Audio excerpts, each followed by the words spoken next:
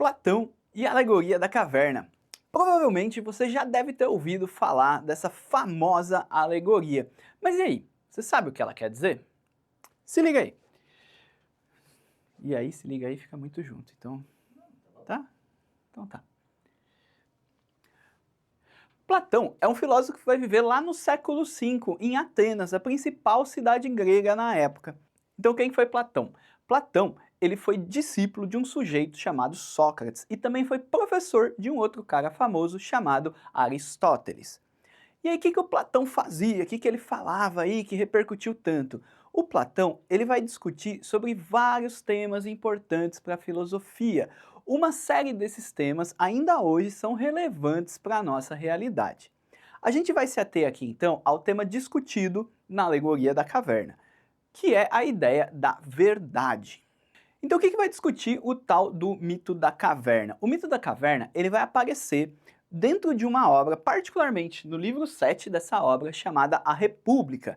E essa alegoria, ela serve para explicar para a gente um ponto que o Platão quer provar em relação à política, a uma postura política, uma visão de mundo que ele quer uma visão de mundo que ele quer estruturar, que ele quer criar dentro da Grécia, especificamente na cidade de Atenas, onde ele vive.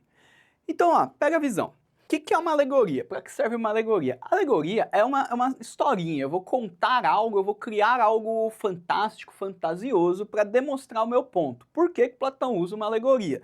Porque o que o Platão vai falar é uma parada abstrata, é algo complexo, não é algo evidente. Por conta disso, é necessária a construção dessa história. E aí, essa história vai narrar a jornada de uma personagem para provar o ponto do Platão. Que ponto que é esse? Olha só. A alegoria da caverna se dá quando um grupo de prisioneiros vivia aprisionado dentro de uma caverna e não conhecia o mundo fora dela. Tudo que eles conheciam eram as sombras que ali na caverna se projetavam. Então quando uma pessoa via alguma coisa, ela não via a coisa em si, ela via a sombra daquela coisa. Por isso as pessoas achavam que o mundo era formado por sombras, o mundo não era real, ele era um mero teatro de sombras. E aí essa alegoria vai narrar que uma das personagens, um dos prisioneiros, vai fugir dessa caverna e aí vai ver o mundo como ele é, não de sombras, mas um mundo real. Então imagina que louco uma pessoa que sempre viu a sombra do mundo, vê o mundo como ele é. É algo completamente fascinante. Então essa pessoa, ao retornar para a caverna, vai contar para os seus amiguinhos, para os seus coleguinhas, que o que elas estão vendo não é o mundo, mas sim uma projeção dele. O mundo real é outra coisa. E daí a gente vai ter dentro da caverna toda uma revolução, todo um drama ali que vai ocorrer. Então, de maneira resumida, a alegoria da caverna é sobre um prisioneiro que vive aprisionado no mundo de sombras, foge, descobre o mundo real e volta para esse mundo de sombras para tentar mostrar para os outros que o mundo real é diferente daquilo que eles têm ali. Dentro de tudo isso, existe um simbolismo, que é a parte importante, que é a parte filosófica da coisa, e a parte que a gente quer chegar. Olha só, a caverna, dentro dessa alegoria, vai simbolizar a prisão que o ser humano está inserido. Então nós, enquanto seres humanos, somos fadados a uma condição de não poder conhecer o mundo na sua realidade. É justamente essa ideia da caverna que vai fundamentar a teoria das ideias de Platão, aquela coisa do mundo inteligível, do mundo sensível, tudo isso vai se alicerçar dentro dessa ideia de caverna. Nós, seres humanos, somos fadados a viver dentro de uma caverna sem poder conhecer o mundo real. E aí, o nosso mundo, o nosso entorno não passa de sombras dessa realidade. Então, por Platão, você não conhece a coisa em si, você conhece a representação dessa coisa.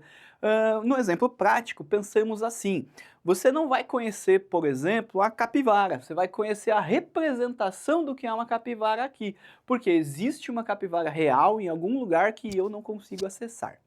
Dando continuidade, falta a gente falar do mundo exterior. O que é esse mundo exterior? É justamente aonde está a verdade. Como diria aí aquelas séries dos anos 70, a verdade está lá fora para o Platão, lá no mundo exterior. A gente, para alcançar essa verdade, vai precisar de um esforço muito grande para sair da caverna e chegar nesse mundo exterior.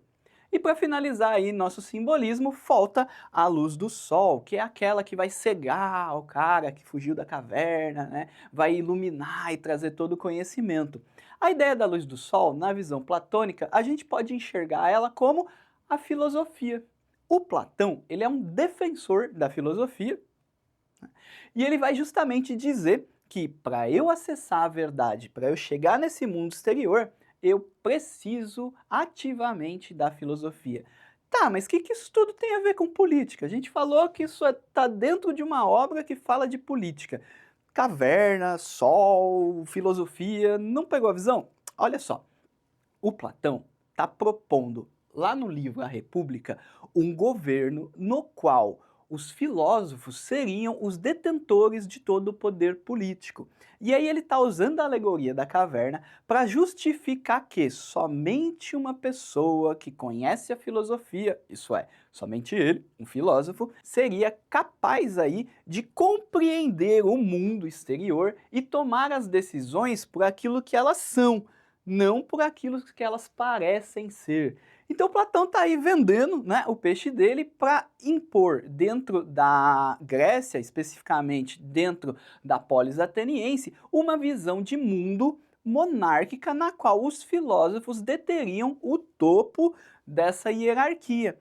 O que ele chama de filósofo rei, né, seria o governante ideal para uma polis, para uma cidade.